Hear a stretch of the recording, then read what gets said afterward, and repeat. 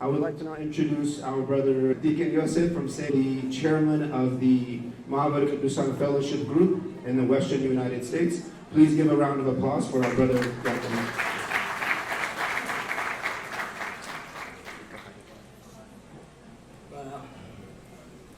Had I knew that I'm talking in front of these people, and after them, I would have to say no. ነገር ግን የልብ መዘጋጀት ከሰው የምላስ መልስ ግን ከእግዚአብሔር ነው ስለሚል የጻፍኩትን አነብላችኋለሁ። Your Grace, Abuna Barnabas, respected fathers, brother Deacons, and then all of you, I am so honored and privileged to stand before you today to offer my brief reflection on Deacon Mihret's remarkable book. Reading his draft was a blessing. I feel blessed I got a chance to read his draft before it converts to be a book. At a time when our church urgently needs a young, faithful intellectuals, voices rooted in tradition, yet able to speak to modern world, people like Deacon Mihret shine as a rare gift, and he is a rare gift for us. He presents our faith not as something to be defended with fear, but as something to be revealed with confidence, shined with truth that has withstood centuries. His book became a voice rooted in the apostles, shaped by the fathers, proved by history, and spoken with humility of servant of God. In times where our church needs strong mind and courageous heart, Deacon Mihret stands as a powerful witness, as I mentioned. When I watched his debate, you all remember, I was reminded as Saint Elena, or Goddess Eleni. She stood alone before emperors and armies, driven by her mission to find the true cross. Her persistence, trust in God, unshaken faith led to a victory that changed the world. Likewise, Deacon Mihret stood alone in debate, firm, grounded, confident in the truth of church. God strengthened him, and today the fruits that bold witness are flourishing. I once read a story that has stayed in my mind. I will tell you about that story. It was about a man heading to 8th floor of tower skyscraping.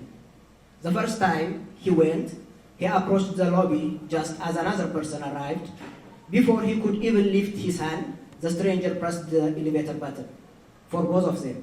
The door opened, the soft chime, they stepped inside together. To his surprise, when they reached the 8th floor, that same stranger walked ahead, opened the office door where that person is going, and motioned him to enter. Everything was prepared. Everything came easily. He simply followed, stepped inside, arrived at his destination without effort. A week later, that same person returned to the same building. But this time there was no electricity, no elevator, no soft chime, no guiding footsteps ahead of him. He stood in the dim stairwell, staring upwards at 8th floor of darkness. No one could push the button for him today. No one would open the office door. And so, step by step, he climbed. Breeze after breeze, floor after floor, he pushed each heavy stairwell door, opened his own strength. When he finally reached the 8th floor, he knocked on the office door himself. And he was sweating, but he was victorious, and he arrived. This book said, this is the journey of life. Sometimes God sends people to press the button for us, guiding us, opening the doors, clearing the path, speaking on our behalf. At those moments, we work through the blessings we barely recognize, but other times, he asked us to climb. To push the doors, to knock for ourselves, to race through the darkness with no hands to hold except his. And this is exactly what Deacon Mihret did during his debate. He was alone, he did by himself. If he were back home, he would have to have many hands around him. Family, clergy, teachers, a community that pressed the button, opened the door, and paved the way. But here, in a new land, he stood alone. and he won. He pushed the doors of knowledge, faith, courage, and encouraged by himself. And by God's grace, he arrived. Reading his book reveals these truths. That God works in elevator moments, the stair climbing moments, that both are miracles, and that both are part of his holy mystery. Let me close with one final story. One that many of you may know, yet rarely think about it. Do you know Helen Keller? Anybody who knows Helen Keller? Anybody who doesn't know Helen Keller? Okay, I'll tell you. A young girl who was both blind and deaf looked away from a world in a silence and darkness.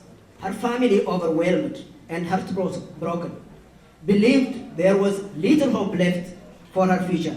So they hired a maid, a simple woman, not famous, not celebrated, to try and help.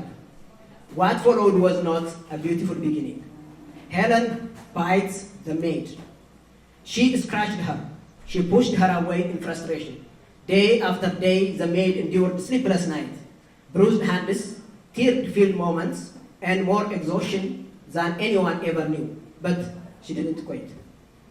She kept teaching, kept guiding, kept believing in a child who couldn't yet believe in herself.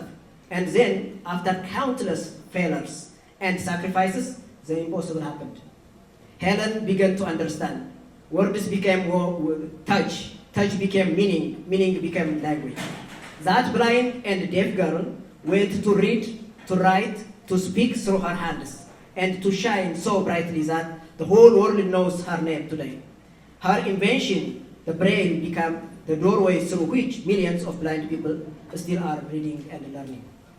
But here is the part we rarely talk about. No one remembers the maid. No one speaks of the one who helped, who bled, who cried, who labored in love behind the scenes. Yet without her, there would be no Helen Keller story at all. Behind every success, behind every success stands unseen labor. Behind that Mihret, where our father, Dr. Qasis Malaku, and his mother, Wazaro Eleni, his spiritual fathers, and many brothers and sisters who supported and shaped him. And yet, he took their foundation and built upon it faithfully. You can find all these truths inside the book. I will buy this book, I will read it again and again, because this book is not just ordinary books that you can buy and put into the shelf.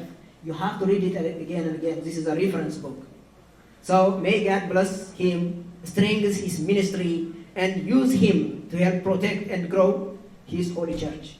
Thank you very much.